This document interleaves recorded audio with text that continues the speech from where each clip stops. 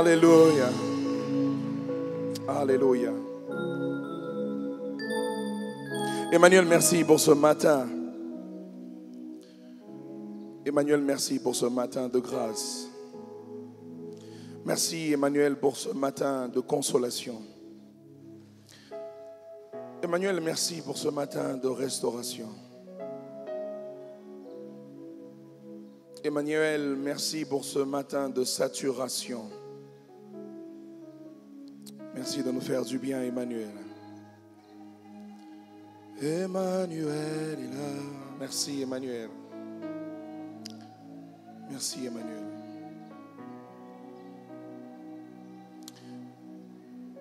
Parle-nous ce matin et atteins tes objectifs. Surtout, parle au travers de cet homme faible. Parle à un cœur, qu'il soit devant ou derrière. Parle à une vie, qu'elle soit en présentiel ou sur les réseaux. Parle-nous, Père. Au nom de Jésus, nous avons ainsi prié et nous disons Amen.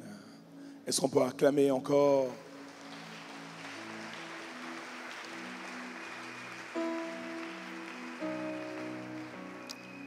Alléluia. Aidez-moi ce matin à saluer 2-3 personnes. Dites-lui simplement Emmanuel est là. Pasteur Vicky, je vous salue. J'étais votre voisin, mais je suis monté, donc je salue mon voisin aussi. Emmanuel est là. Alléluia. Je dis un très grand merci à papa et à maman pour cette marque de confiance renouvelée. Je dis un très grand merci à tous les serviteurs autour de papa et maman pour l'encadrement, mais aussi un très grand merci à vous tous qui êtes là ce matin. J'ai 3 textes à nous proposer qui vont faire l'objet de ma pensée ce matin et j'aimerais qu'on les prenne rapidement. Le premier texte, je le trouve dans le psaume chapitre 13. Psaume chapitre 13 du 1er au 6e verset. Psaume chapitre 13, nous allons lire tout le chapitre. Psaume 13, 1 à 6. Pour ceux qui écrivent, le second verset, nous le trouverons dans 1 Chronique chapitre 21, versets 11 à 13. 1 Chronique chapitre 21, versets 11 à 13. Et enfin, nous prendrons Genèse chapitre 32 pour lire 2 versets importants. Et nous finirons avec Genèse, qu'est-ce que je dis? Exode chapitre 32 pour lire 2 versets importants. Et nous finirons avec Exode chapitre 33 du 1er au 14e. Je suis dans le psaume chapitre 13. Il est écrit ce qui suit. Au chef des chantres, psaume de David. Jusque à quand, Éternel, m'oublieras-tu sans cesse? Jusque à quand me cacheras-tu ta face? Jusqu'à quand aurai-je des soucis dans mon âme et chaque jour des chagrins dans mon cœur? Jusqu'à quand mon ennemi s'élèvera contre moi? Regarde, réponds-moi, Éternel, mon Dieu. Donne à mes yeux la clarté afin que je ne m'endorme pas du sommeil de la mort, afin que mon ennemi ne dise pas, je l'ai vaincu. J'ai envie de déclarer sur quelqu'un, on ne te vaincra pas au nom de Jésus. Et que mes adversaires ne se réjouissent pas si je chancelle. Moi, j'ai confiance en ta bonté. J'ai de l'allégresse dans le cœur à cause de ton salut. Je chante à l'Éternel, car il m'a fait du bien. 1 Chronique chapitre 21. Versets 11 à 13. 1 Chronique, chapitre 21. Versets 11 à 13. C'est l'un des textes qui me fascine le plus dans le livre de Chroniques. Il est écrit, Gad alla vers David et lui dit, ainsi parle l'Éternel. Accepte ou 3 années de famine, ou 3 mois pendant lesquels tu seras détruit par tes adversaires et atteint par l'épée de tes ennemis, ou 3 jours pendant lesquels l'épée de l'Éternel et la peste seront dans le pays, et l'ange de l'Éternel portera la destruction dans tout le territoire. Ce n'est qu'une question de 3. Tu veux 3 ans, tu veux 3 mois, ou tu veux 3 jours. Vois maintenant ce que je dois répondre à celui qui m'envoie. David répondit à Gad, je suis dans une grande angoisse, dans une grande désolation. Il dit, oh, que je tombe entre les mains de l'Éternel, car ses compassions sont immenses, mais que je ne tombe pas entre les mains des hommes. Tu ne tomberas pas entre les mains des hommes. Exode chapitre 32, verset 1 et verset 7. Ensuite, nous prendrons Exode chapitre 33. Exode 32, 1 et 7. Il est écrit ce qui suit. Verset 1er. Le peuple, voyant que Moïse tardait à descendre de la montagne, s'assembla autour d'Aaron et lui dit, allons, fais-nous un Dieu qui marche devant nous.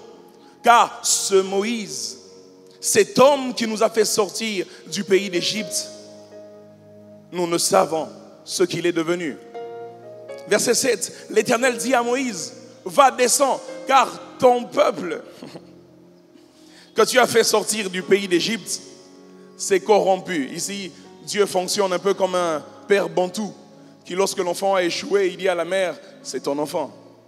Et lorsque l'enfant a réussi, il dit, c'est notre enfant. Et Dieu dit, ton peuple Moïse, il s'est corrompu. Exode chapitre 33. L'Éternel dit à Moïse, va, pars d'ici, toi et le peuple que tu as fait sortir du pays d'Égypte, parce qu'ils ont dit que c'est toi qui leur as fait sortir, alors vas-y avec ce peuple que tu as fait sortir. Monte vers le pays que j'ai juré de donner à Abraham, à Isaac et à Jacob en disant, je le donnerai à ta postérité. J'enverrai devant toi un ange et je chasserai les Cananéens, les Amoréens, les Hétiens, les Phéréziens, les Héviens et les Jébusiens. Monte vers ce pays où coule le lait et le miel. Mais je ne monterai point au milieu de toi, de peur que je ne te consume en chemin, car tu es un peuple au cou roide. Lorsque le peuple eut entendu ces sinistres paroles, j'aime ça, il fut dans la désolation et personne ne mit ses ornements. Et la chose que vous cherchez, entrez, allez-y. Le pays où coule le lait et le miel, c'est ça l'objectif, allez-y. Et Dieu leur dit, allez-y, mais sans moi. Est-ce qu'ils avaient toujours désiré? Et comme il dit, c'est devenu amer pour eux. Et ils sont dans la désolation. Alors que la prophétie est en train de s'accomplir, mais sans Dieu. Verset 5. Et l'Éternel dit à Moïse, dit aux enfants d'Israël, vous êtes un peuple au cou roide. Si je montais un seul instant au milieu de toi, je te consumerai. Ôte maintenant tes ornements de l'essuie-toi, et je verrai ce que je ferai. Les enfants d'Israël se dépouillèrent de leurs ornements en s'éloignant du mont Horeb. Moïse prit la tente et la dressa hors du camp. À quelque distance, il appela la tente d'assignation. Et tous ceux qui consultaient l'Éternel allaient vers la tente d'assignation qui était hors du camp. Lorsque Moïse se rendait à la tente, tout le peuple se levait. Chacun se tenait à l'entrée de sa tente et suivait des yeux Moïse jusqu'à ce qu'il fût entré dans la tente. Et lorsque Moïse était entré dans la tente, la colonne de nuée descendait et s'arrêtait à l'entrée de la tente. Et l'Éternel parlait à Moïse. Tout le peuple voyait la colonne de nuée qui s'arrêtait à l'entrée de la tente. Tout le peuple se levait et se prosternait à l'entrée de sa tente. L'Éternel parlait avec Moïse face à face, comme un homme parle à son ami. Puis Moïse retournait au camp, mais son jeune serviteur Josué, fils de Nun, ne sortait pas du milieu de la tente. Moïse dit à l'Éternel, voici, tu me dis, fais monter ce peuple, et tu ne me fais pas connaître qui tu enverras avec moi. Cependant, tu as dit, je te connais par ton nom, et tu as trouvé grâce à mes yeux. Maintenant, si j'ai trouvé grâce à tes yeux, fais-moi connaître tes voies, alors je te connaîtrai, et je trouverai encore grâce à tes yeux. Considère que cette nation n'est pas que mon peuple, mais c'est aussi ton peuple. L'Éternel répondit, et j'aime ça, je marcherai moi-même avec toi, et je te donnerai du repos. Quelqu'un dit Amen. Est-ce qu'on peut acclamer la parole de Dieu?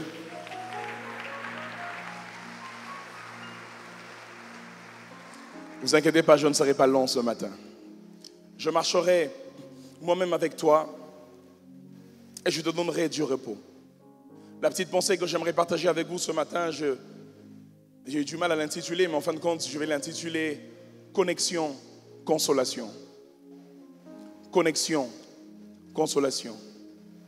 Parce que je crois que lorsque Dieu veut te consoler, il te connecte parfois à des lieux parfois à des hommes, afin que par eux, tu puisses recevoir ta consolation. Connexion, consolation. Comme nous l'avons lu dans Genèse 32, ce texte est l'une des plus grandes cassures qu'il y a entre Dieu et son peuple. L'Éternel renonce presque à son peuple. Dans Genèse 32, ils construisent le veau d'or. Le peuple est agacé par la longue attente de Moïse. Depuis que Moïse est allé à la montagne, il ne descend toujours pas. Il traîne Moïse. Si nous écoutons Dieu, c'est parce que Moïse fait l'intermédiaire. Si nous savons quelle direction prendre, c'est parce que Moïse est là. Moïse est parti. Il n'a pas dit quand il revenait. Et il prend tout son temps. Il y a des choses qui se passent ici. On ne sait peut-être plus gérer. Mais Moïse n'est plus là. Il faut peut-être trouver un plan B à ce fameux Moïse. Et le peuple vient proposer à Aaron, le frère de Moïse, collaborateur proche de Moïse, ils viennent lui proposer de faire le veau d'or à cause de la longue attente. Frères et sœurs, combien c'est rassurant quand tu passes par des moments difficiles et que Dieu te dit « Je serai avec toi ». Combien c'est rassurant quand tu passes par des moments de pleurs et que Dieu vient te dire « Je te consolerai ». Combien c'est rassurant quand, après 10 années de mariage, tu n'as toujours pas d'enfant et que Dieu vient te dire cette année-ci, tu auras ton enfant. Ce n'est pas d'abord rassurant parce qu'on a touché l'enfant. C'est rassurant simplement parce que Dieu prononce les paroles que l'on voulait entendre. C'est rassurant parce que Dieu dit quelque chose qui nous donne de l'espoir. Parce que Dieu nous donne une parole prophétique qui nous fait asseoir, qui nous calme un tout petit peu. Si vous voulez mieux le comprendre, regardez Anne. Elle est montée à la montagne, priant à cause de Pénina. Dieu ne lui a pas donné un enfant. Elle n'est pas descendue avec un enfant, mais elle est descendue avec une parole.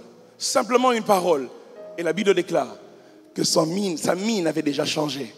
Dieu a rassuré Anne par sa parole. Ce matin, je prie que Dieu rassure quelqu'un.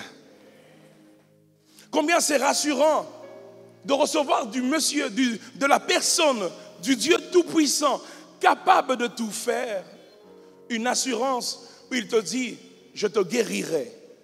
Une assurance où il te dit, je te bénirai. Oh, c'est rassurant. Je peux me rappeler encore, lorsque je préparais mon mariage, combien, pour ceux qui se rappellent, je ne sais pas c'était quel programme à l'église, mais je pense que ça devait être Joint la main de compassion. Et le pasteur Atom s'est venu prêcher. Et donc en prêchant, il racontait comment lui s'est marié. Il disait, chez eux, normalement, la chemise quitte du grand frère au petit frère. Le pantalon et les chaussures quittent de l'aîné au cadet. Donc normalement, dans sa philosophie des choses, le mariage devait aussi quitter du grand frère au petit frère. Mais ses grands frères n'étaient toujours pas mariés. Mais lui, il sentait dans son cœur qu'il devait se marier. Il n'y avait pas de logique. Il n'y avait pas d'argent. Il dit, il parle à son père. Concernant le mariage, son père lui dit, attends un peu. Je fais des affaires, si ça marche, et je vais contribuer. Donc, attends un peu avec ta date, repousse un peu le temps que les affaires marchent. Et puis, quelques temps après, son père lui revient pour lui dire, ça ne marche pas vraiment. Je pense que la date qu'on avait mise, il faut encore la repousser. Il dit, lui, tout ce qu'il avait comme assurance, c'est que Dieu voulait qu'il se marie en ce moment-là. Il dit, plus on lui demandait de repousser, plus lui, il rapprochait la date. Parce qu'il était convaincu. Et vous savez, ce jour-là, pendant ce culte-là, j'ai senti que c'était le moment pour moi de me marier. Et je me suis décidé de me marier. Pour la petite histoire, j'avais une bonne somme qu'un jeune homme normal trouverait suffisante pour se marier. Mais ayant un côté un peu rationnel trop fort, je me suis dit, je ne peux pas me marier comme ça. Il faut plutôt que je commence une affaire qui va produire. D'ailleurs, en parlant de cela, quelques années après, Papa Kali me racontera que lui, avant de se marier, il a aussi essayé quelques affaires qui ont tellement mal marché qu'il était convaincu qu'il n'était pas fait pour les affaires. J'ai eu la même conviction avec mes affaires.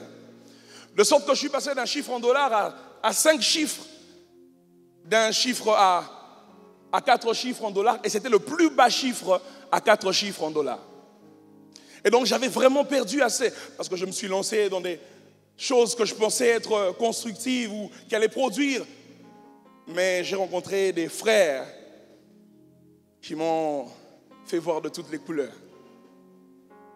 Alors là, il me restait ce peu d'argent et je viens à l'église. Et j'écoute le pasteur Atoms qui est en fait en train de me dire, parce que bizarrement ce jour-là, j'avais invité ma fiancée, papa. Donc elle avait fui Philadelphie ce jour-là pour venir à notre culte. Et j'entends le pasteur Atoms me dire, marie-toi. Il dit, quand j'en avais quand j'en avais assez, tu ne m'as pas dit marie-toi. C'est maintenant que j'en ai peu que tu me dis marie-toi. Mais j'avais cette assurance. Et c'est de ça que je parle parce que j'ai déjà expérimenté ça. De n'avoir rien, mais d'avoir l'assurance. Mais ça ne s'arrête pas là. Et que l'assurance produise quelque chose. Ce matin, je prie que Dieu te donne de l'assurance. Que Dieu te redonne espoir là où tu as perdu espoir. Mais qu'il ne s'arrête pas à te redonner des espoirs théoriques. Mais qu'il te redonne de l'espoir et que cela puisse produire. Et que tu puisses toucher réellement. Et que tu dises, je n'ai pas cru en vain. J'avais entendu parler. Mais maintenant, mes oreilles ont vu. Et c'est ce qui se passe dans ce texte. Ou c'est ce qui se passe quand Dieu vient parler à Anne. Il lui donne de l'espoir. Mais vous savez, Église, quelquefois le plus grand challenge, c'est le temps qu'il y a entre ce que Dieu a dit et ce que Dieu fait. C'est là souvent où beaucoup se corrompent.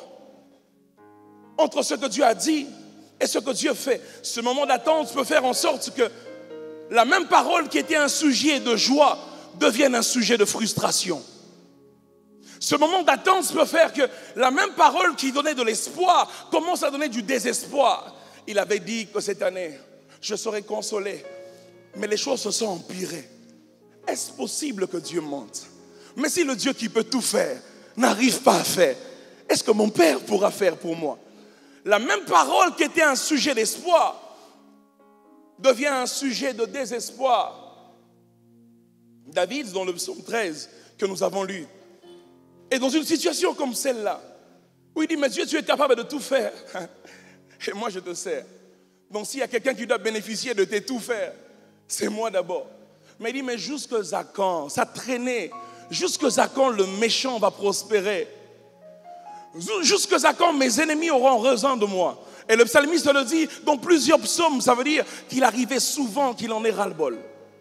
Jusqu'à quand cette situation va perdurer?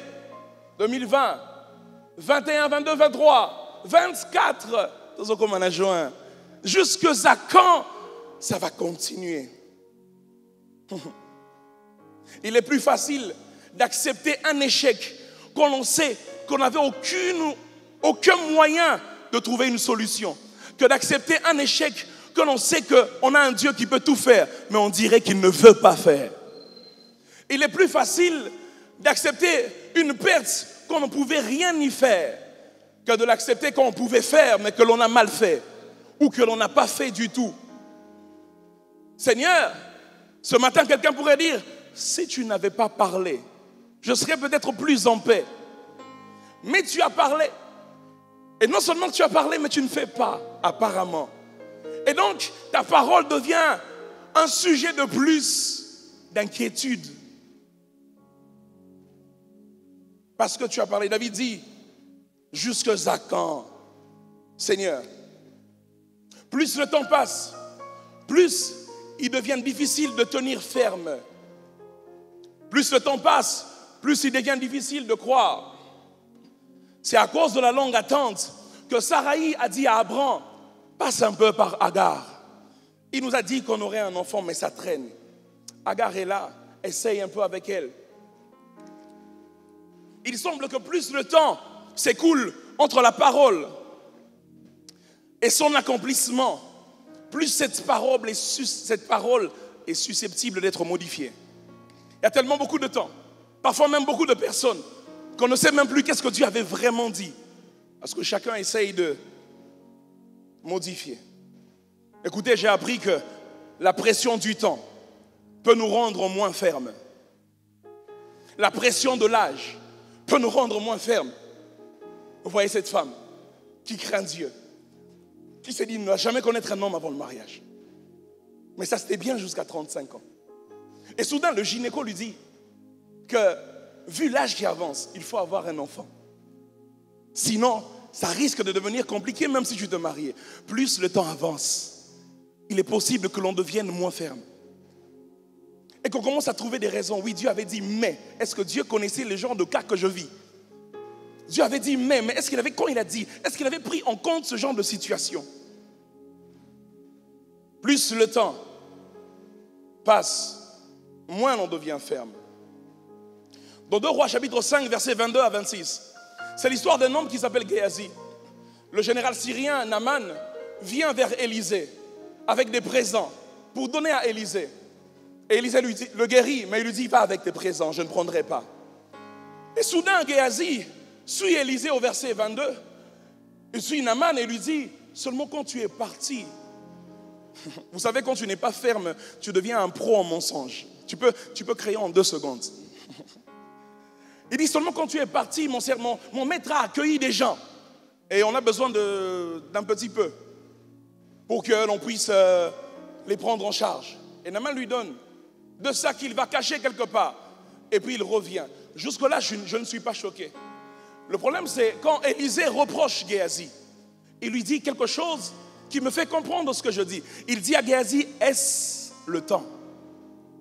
Il ne lui dit pas, on ne prendra jamais. Il ne lui dit pas, on ne prend pas. Il lui dit, était-ce le temps de prendre? Ça veut dire que Géasi est le genre de serviteur qui, des gens comme Naaman, il les a souvent vus venir vers Élisée. Et Élisée refusait les présents. Et il s'est dit, en tout cas, Élisée a refusé. Il y a les lopenza, problème dans un langue. Peut-être que moi, il fallait botter la césarienne. Vraiment, on a son bon repos, na diamant, basenga mon belé. Et donc, il a suivi. Il a créé toute une histoire. Ce n'était pas le temps, selon ce que lui dit Élisée. Ce n'était pas le temps de prendre. Vous savez, je me suis intéressé un peu à la phrase d'Élisée. Ce n'est pas le temps, Géasi. Et donc je suis allé 3 chapitres plus tard, de Samuel chapitre 8. Et là, je me suis rendu compte que pour cette fois-là, c'est le roi qui envoie son serviteur vers Élisée. Et lorsque cette fois-ci, Hazaël vient avec tous les présents du roi, la Bible ne montre nulle part où Élisée a dit rentre avec. Comme pour dire, Géasi, il aurait suffi d'attendre 3 chapitres, je ne sais pas, 3 ans, 6 mois, 10 jours. Il aurait suffi d'attendre un tout petit peu. Et tu aurais été récompensé de tout le temps que tu as passé avec moi. Mais la pression du temps a rendu Géasi moins ferme. Ce matin, je suis venu poser une question à quelqu'un. Qu'est-ce que la pression du temps a déjà commencé à te faire faire? Toi, le prédicateur. Toi, le fils de Kali Kassenda. Qu'est-ce que la pression du temps a déjà commencé à te faire faire? J'ai envie de dire à quelqu'un, est-ce le temps d'abandonner la foi? Avec tout ce que tu as surmonté, tu penses que c'est maintenant qu'il faut abandonner? Est-ce le temps de se salir avec ce péché? Mourras-tu si tu refuses les avances de cet homme marié? Est-ce le temps de céder parce que le mariage ne vient pas? Mourras-tu si tu reprends cette année parce que tu n'as pas corrompu? Est-ce le temps de céder? Demande à ton voisin, est-ce le temps de céder? Je vois que tu hésites, dis-lui, ce n'est pas le temps de céder. Est-ce le temps? Est-ce le moment d'aller vers un féticheur pour avoir cette promotion? Après tout ce temps de prière, après tous ces héanos, est-ce que c'est maintenant? Vous avez commencé par l'esprit, mais vous êtes en train de finir par la chair. Est-ce le temps de céder? Qu'est-ce que le temps d'attente t'a fait faire, bien-aimé? L'un des objectifs de ce message est ce que David dit dans le psaume 13 au verset 4. Il dit, donne à mes yeux la clarté. Ce matin, je suis venu parler à quelqu'un afin que Dieu te réveille, afin que Dieu t'ouvre les yeux et que tu voies clairement ce qu'il a prévu pour toi. Lorsque Paul en parle aux Éphésiens, dans Éphésiens chapitre 1er, au verset 18, il dit, ma prière est que l'Éternel illumine les yeux de vos cœurs afin que vous voyez tous les avantages qu'il y a en Christ. Ce matin, je suis venu te faire voir que tu as beaucoup plus à perdre qu'à gagner. Gazi, il y a une lèpre que tu gagneras.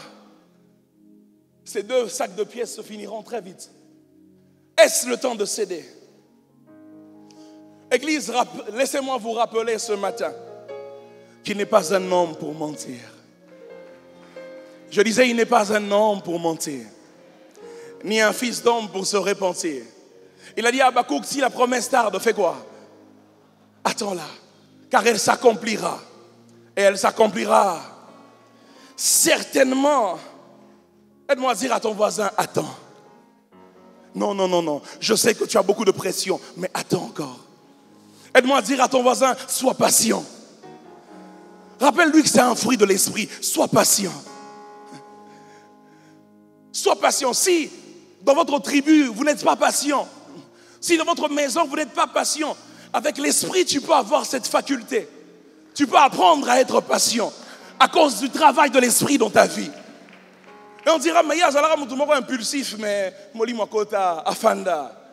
Et patient, c'est comme une seconde nature. Il était tellement rempli de l'esprit que la Bible pouvait me dire, même si c'est lui-même qui aurait écrit, qu'il était l'homme le plus doux du monde. Moïse. Pourquoi? Parce qu'il avait Dieu en lui. Je prie que Dieu te donne des habilités que tu n'avais pas. Que Dieu te donne d'attendre là où quelqu'un comme toi, normalement, ne peut pas attendre. Alors dis encore à ton voisin, sois patient. Et surtout, dis-lui, reste ferme. Vous savez, lorsque je lis ce texte de Exode chapitre 33, les lecteurs de la Bible seront d'accord avec moi. Lorsque je lis ce texte, je me rends compte. Le peuple se plaint parce que Moïse a traîné. Mais quand je lis ensuite au verset 7, je me rends compte que Moïse et Dieu n'avaient aucune intention d'arrêter en ce moment-là. C'est Dieu qui dit à Moïse, descends. Ça veut dire que normalement Moïse aurait pu traîner 2 fois plus, 3 fois plus. Alors j'ai envie de dire à quelqu'un, il est possible que ça traîne 3 fois plus. Il est possible qu'il repente cette année. Mais il est aussi possible que ça traîne 6 fois plus. Reste ferme. Reste ferme. C'est lui le maître des temps et des circonstances. Il n'est pas le serviteur du temps. Il est le maître et il décide de le faire. Et lorsqu'il fait une chose, la chose est faite dans le bon moment et de la bonne manière. Sois patient. Elle a pu se marier à 45 ans, mais plus que celles qui se sont mariées à 19 ans. Sois patient. Dieu sait récupérer les retards. Peut-être que les Akab et toute son armée sont allés très vite, mais Élie, tu peux courir plus vite que les chars d'Akab. Sois patient, reste dans sa présence, reste ferme. Église, permettez-moi ce matin de ne pas vous dire des choses qui plaisent à l'église du Congo du 21e siècle et surtout de 2024. Permettez-moi de vous rappeler que Dieu veut aussi, il va faire. Il fait aussi du tic au tac, mais il attend aussi de toi que tu sois patient. Il attend aussi de toi que tu restes ferme. Et donc c'est dans ce contexte que Dieu parle à Moïse. Et Dieu dit à Moïse, par amour pour toi et pour le peuple, Moïse, je ne marcherai pas avec vous. Ce n'est pas parce que je ne vous aime pas, c'est parce que je vous aime. Il dit, si je marche avec vous, ma colère. Moïse, Moïse. À la colère, mais à la colère. Donc pour que je ne vous consume pas, allez-y avec un ange. Par amour pour vous. Parce que si je marche moi-même avec vous, je vous consumerai. Il dit, j'enverrai devant toi un ange, verset 2, qui chassera tous les peuples occupant le pays où coule le lait et le miel. Et ma petite pensée en 15 minutes, elle se trouve dans la réponse de Moïse à Dieu. Dans la première partie de la prière de Moïse à Dieu. Moïse dit à Dieu, et j'aime cette prière, il dit, tu m'as dit que tu me connaissais. Tu m'as dit que j'ai trouvé grâce. Mais tu ne m'as pas dit qui tu enverras avec moi. Tu ne m'as pas dit qui tu enverras avec moi. Quelqu'un dit ce matin, avec moi. À première vue, c'est une question bizarre. Moïse, Dieu t'a dit au verset 2 qu'un ange marchera devant toi. À première vue, Dieu a déjà répondu à cette question de Moïse. Moïse dit, tu ne m'as pas dit qui marchera avec moi. Cette prière de Moïse a tout son sens. Et elle va dans 3 directions que l'Esprit m'a donné de toucher ce matin, avant que l'on ne prie. La première direction dans laquelle cette question de Moïse, avec qui tu enverras, tu m'enverras, qui tu enverras avec moi. Moïse veut dire à Dieu, il veut rappeler à Dieu. Exode chapitre 4, verset 14. Tu es venu vers moi et tu m'as dit que tu m'envoyais vers Pharaon. Et je t'ai dit que je ne savais pas parler. Et là tu m'as dit, ton frère Aaron, je l'enverrai avec toi. Et Moïse dit à Dieu, est-ce que tu te rappelles de cela? Depuis ce temps, j'ai eu l'habitude d'être accompagné par quelqu'un quand tu m'envoies. Mais Moïse veut dire à Dieu, mais la dimension de Pharaon est déjà passée. Aaron m'accompagnait pour parler devant Pharaon. Et dit non seulement cela, c'est le même Aaron, Seigneur, qui vient de faire le veau d'or. C'est le même Aaron, le même collaborateur. C'est le même allié qui vient de me faire ce coup. C'est le même Aaron qui vient de voler l'argent de la caisse de l'entreprise. C'est le même Aaron. C'est le même Aaron, ce fiancé Aaron qui vient de briser mon cœur. C'est le même Aaron.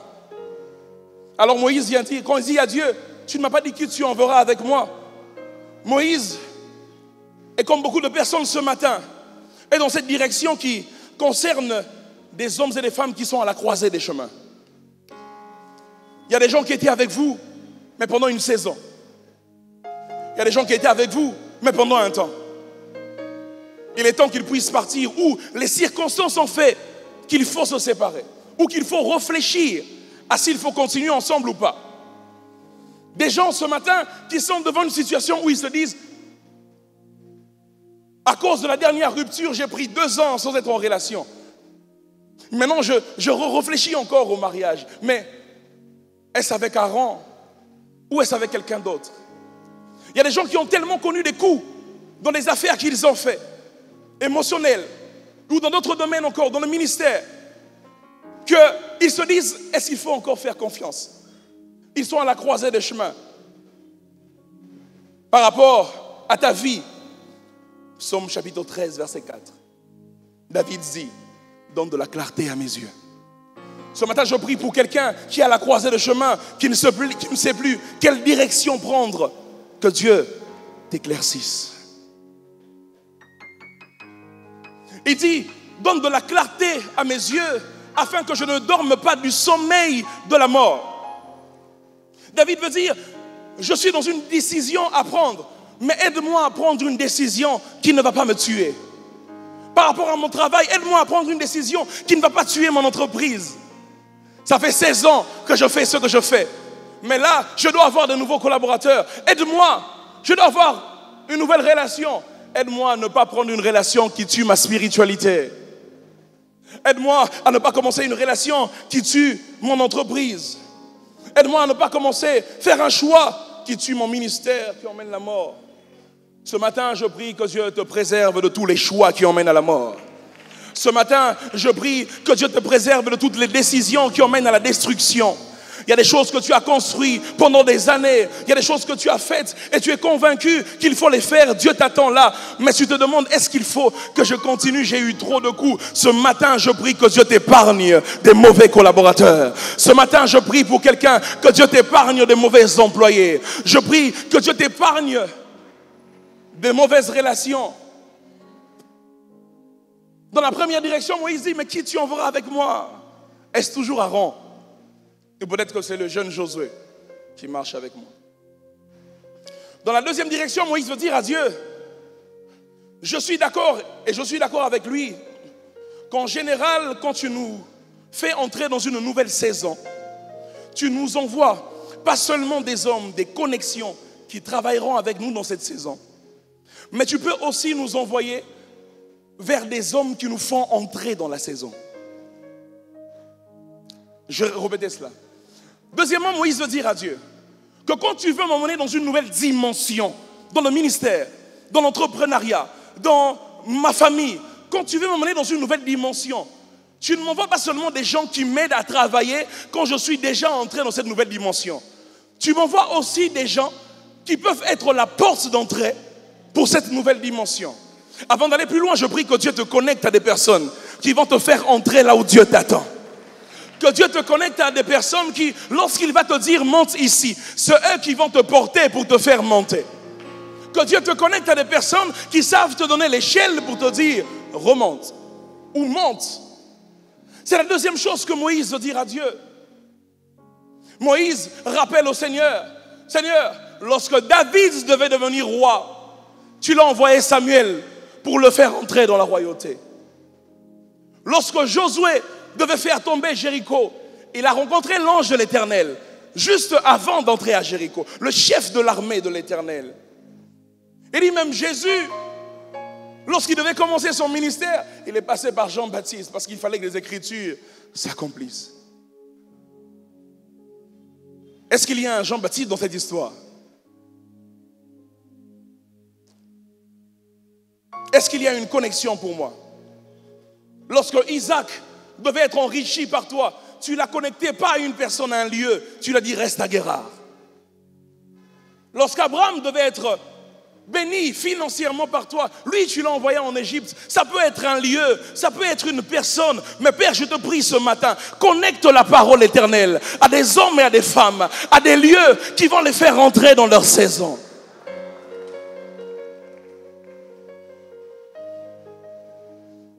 C'est la deuxième direction dans laquelle Moïse prie. Et je prie que Dieu te connecte à ce type de personnes. La troisième et la dernière, et on va prier. Direction dans laquelle Moïse est en train de prier. Moïse veut dire à Dieu, tu m'as dit que tu m'enverras un ange qui marchera devant moi et qui va chasser tous les occupants afin que moi j'occupe. J'aime ça. Mais Seigneur, je ne cherche pas seulement quelqu'un qui marchera devant moi. Je cherche surtout quelqu'un qui marchera avec moi. Il dit, Seigneur, cet ange peut être très fort. Cet ange peut être tout puissant. Mais tant qu'il ne marche que devant moi et pas avec moi, j'ai un problème avec ça. Parce que rappelles-tu, quand on s'est rencontrés, tu t'es révélé à moi et tu as dit, je suis.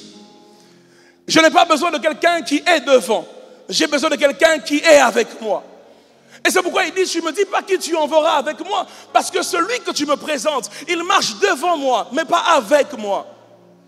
Moïse veut dire à Dieu, Seigneur, cet ange qui a pour rôle de chasser les occupants, si tous les occupants sont chassés, est-ce qu'il sera toujours là? Moïse veut dire à Dieu, je ne cherche pas quelqu'un qui me fera entrer dans cette promotion. Je cherche quelqu'un qui me fera garder cette promotion même quand je serai entré. Parce que si le rôle de l'ange est de chasser les occupants, une fois que tous les occupants sont chassés, l'ange va rentrer. Mais il dit, je veux quelqu'un qui marche avec moi. Quand ça va, il est là. Quand ça ne va pas, il est là. Quand je monte, il est là. Quand je monte encore, il est là. Quelqu'un qui marche avec moi. C'est ma prière, Seigneur.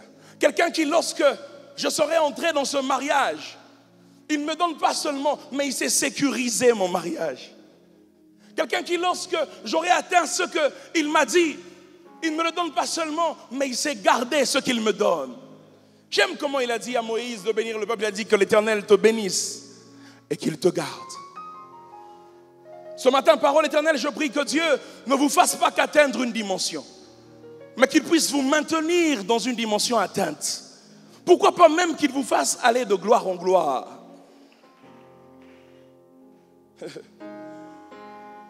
La deuxième direction qu'il y a dans ce troisième point. Moïse est en train de dire à Dieu, et c'est la même chose que David dit dans le texte que nous avons lu, on va prier avec ça. Moïse est en train de dire à Dieu, ce n'est pas Canaan qui nous console, c'est ta présence qui nous console. Dieu leur dit, vous pourrez entrer à Canaan, mais sans moi. La Bible déclare que tout le peuple était dans la désolation. Parce que Moïse veut dire à Dieu, tu n'as pas... On vient de comprendre par nos erreurs. Ce n'est pas ce mariage qui va te consoler. Ce n'est pas $1 million qui va te consoler. Mais c'est le Dieu qui marche avec toi, même quand tu as cela, qui te rassure réellement la consolation. Et c'est ce que David est en train de dire à Dieu. David fait le dénombrement dans 1 Chronique 21. Et à cause de cela, la Bible déclare même que c'est Satan qui l'a poussé à faire le dénombrement. À cause de cela, Dieu vient pour frapper David. Et Dieu donne 3 propositions à David. Quelqu'un dit avec moi 3 propositions. Il dit premièrement, c'est 3 ans. 3 ans où la peste va ravager. Il dit deuxièmement, c'est 2 ans. C'est 3 mois. 3 mois où tous tes ennemis vont te frapper, vont te vaincre, vont te détruire. Et puis il dit troisièmement, tu tomberas entre les mains de l'Éternel. David dit, je viens d'écouter quelque chose dans la 3e proposition qu'il n'y a pas dans les 2 premières propositions. Dans toutes les 3, je suis frappé. Mais dans la 3e, c'est l'Éternel qui me frappe. Il dit le mot-clé, il dit arrête. Le mot-clé dans tout ce que tu m'as dit, c'est l'Éternel. Si je suis entre les mains de l'Éternel, même s'il me frappe, je suis au bon endroit. Moïse est en train de vouloir dire à Dieu, si entrer à Canaan sans Dieu est une plus grosse punition que rester dans le désert avec Dieu. Oh, est-ce que quelqu'un me comprend ce matin? Moïse veut dire à Dieu, avoir ce mariage sans Dieu, c'est un plus gros scandale que rester célibataire toute ma vie, mais avec Dieu. Moïse veut dire à Dieu, devenir un homme influent dans cette ville, sans Dieu, c'est une plus grosse punition que rester anonyme à la parole éternelle, mais avec Dieu. Moïse veut dire à Dieu, dans mon ministère, prêcher dans les chairs de la parole éternelle, sans Dieu, c'est une plus grosse punition que rester un membre simplement, sans même devenir ouvrier, mais être avec Dieu. Il dit, entrer à Canaan sans toi, même avec un ange, est une plus grosse punition que être avec toi, même si tu nous consumes. Je préfère être consumé par Dieu qu'entrer dans le pays où coule le lait et le miel sans Dieu. Parce que les compassions de Dieu feront que même s'il me consume, il peut me redonner la vie. Il dit, tu me proposes beaucoup de choses, Seigneur. 3 ans, 3 mois.